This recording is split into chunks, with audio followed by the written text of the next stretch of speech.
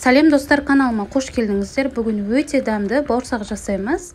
Бауырсақтардың неше түрлі рецепттер бар, бірақ бұл өте дәмді шығатын рецепттердің бірі.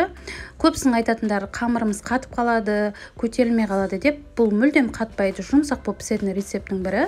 Ол үшін ең алдымен қамырын дайындап аламыз. Қамырына жұмыртқа, тұз, қант, сүт, дрожжи салып, жақсылап араластырып аламыз.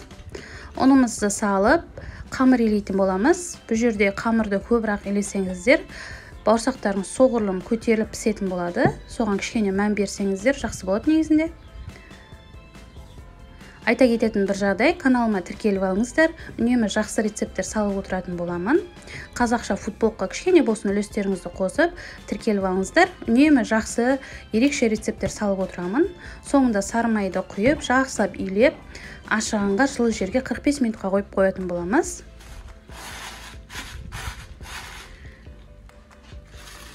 Минуттан кейін осылай көтеріліп ашитын болады қамырымыз. Кішкене ұн сеуіп отырып, қамырымызды кішкене жаямыз, қатты жұқақ жүрмеңіздер. Осылай жайып алғаннан кейін, кішкене бетіне ұн сеуіп, қамырларымызды осылай бокалмен осылай кесіп шықтым. Пышақпен 4 бұрыш қылып кесіп шықсаңыздар да болады. Маған осылай әдемілеу көрінді. Осылай бокалмен барлығын кесіп шығамыз. Кесіп шыққан екен, артық қамырларын алып тастап, тағы да жайып, тағы да бауырсақ істедім.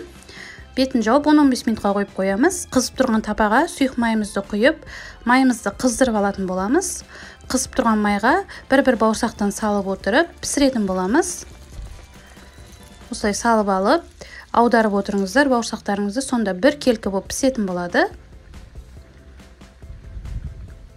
Бауырсақтарымыз көтеріліп, үлпілдек, жұмсақ болып піседі, қып-қызыл болып.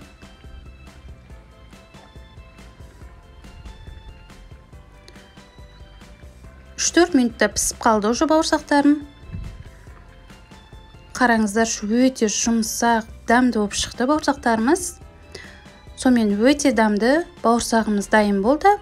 Ас болсын, міндетті түрде жасап, жанұяларыңызды қуантыңыздар. Рецептін аватса лүпіл басып, каналыма тіркеліп кетіңіздер. Ас болсын.